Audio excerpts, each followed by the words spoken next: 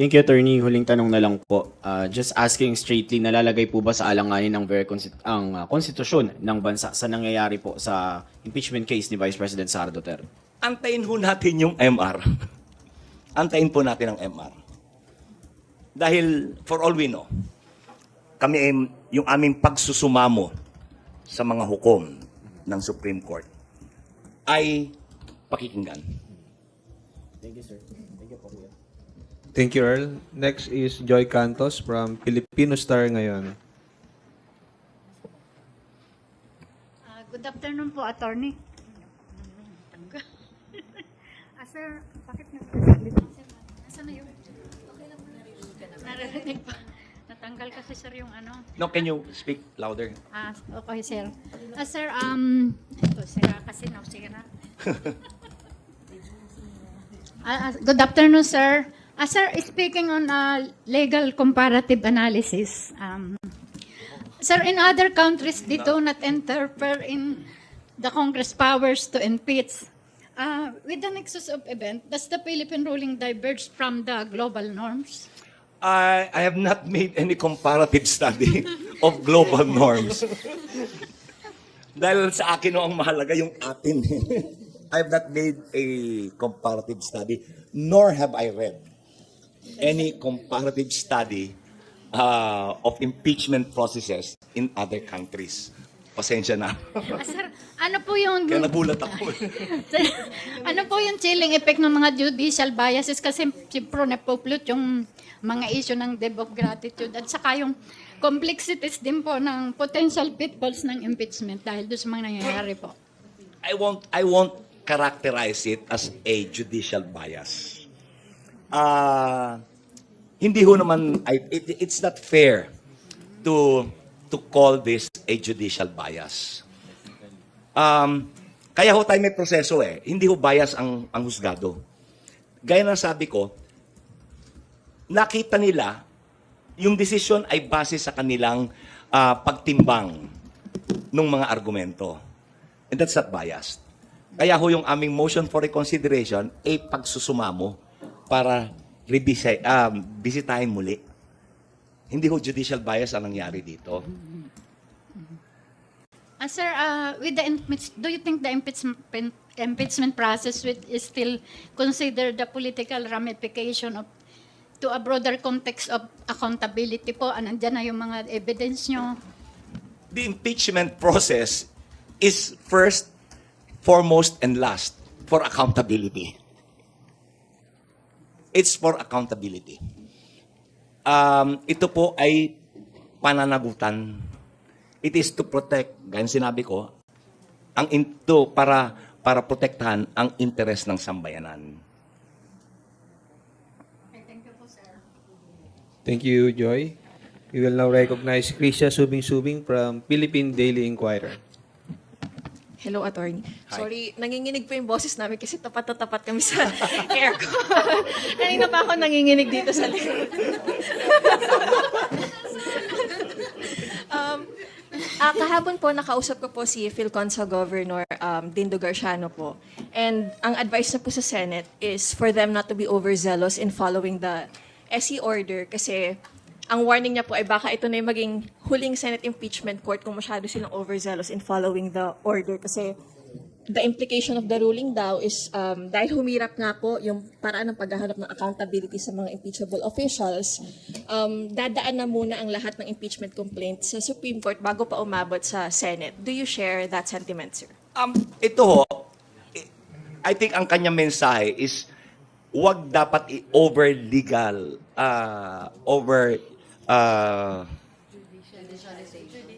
judicialization. Tama. Nahuli mo yung gusto kong sabihin. Hindi dapat maging ma-over-judicialize ang impeachment. Kasi sa Constitution, hindi siya it's not judicial, it's a political process with legal implications. So sa ganung punto, tama siya. Do you also see, sir, double standards in how the Senate is acting right now? Yun nga po na dati ayaw nilang, in your words, they were dragging their foot in acting forthwith to start the trial. And now, hindi pa fully resolved yung MR, biglang gusto na po nilang pagbotohan kung anong dapat gawin sa impeachment complaint. Kaya nga ho yung aking pasimuno katangi-tangi itong proseso natin Kasi pati yung institusyon ng Senado naging katangi-tangi yung kanilang actuation Yung mga pinagdaanan natin impeachment proceedings before, wala hong ganitong issue. Pag-file nung pag-transmit ng articles of impeachment, nag-convene, nanumpa, nag-trial.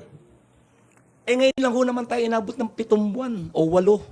Kasi December pa Or no, let's count February. So, 6 na buwan. Ngayon lang nangyari. Kaya nga, katangi-tangi. Thank you. Thank you, Krisha. Are there any additional questions from our media friends? Okay, Lenesca, go ahead. Sorry, nakalimutan ko, sir, kanina. Si Attorney Theodorte mentioned the other day na yung right to due process only covers life, liberty, and property. Hindi right to public office.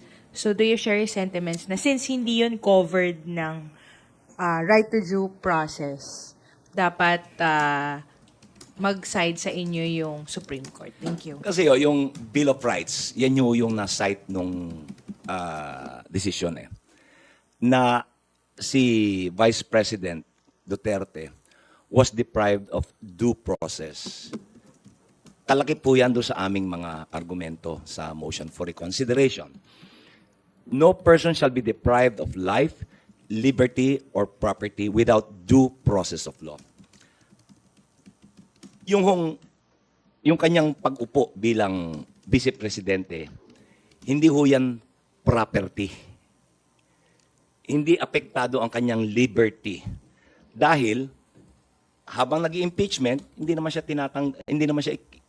wala naman ditong detention Patuloy siyang manunungkulan Life.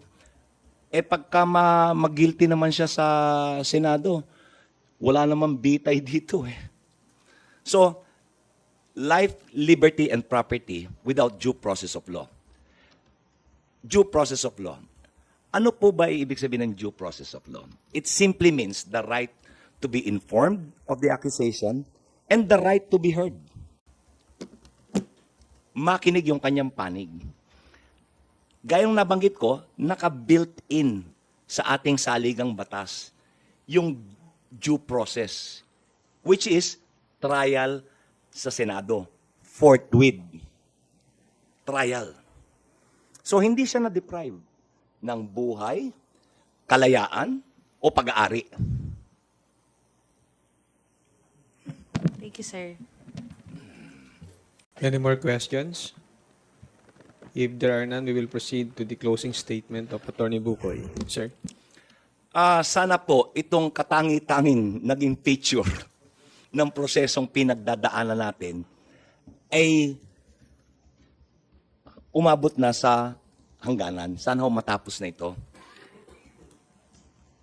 Matatapos ho ito kung pagbibigyan ng Supreme Court ang aming pagsusumamo, ang aming pagtawag sa kanilang pansin, na baka naman nagkamali kayo, hindi nyo lang nakita yung mga inilahad namin sa aming motion for reconsideration. Kung yun ho ang mangyayari, and then, anong aasahan natin? Trial shall finally proceed forthwith. Maraming salamat po. Maraming salamat po ulit, Atonio ODZ Bukoy, tagapagsalita ng House Prosecution Panel.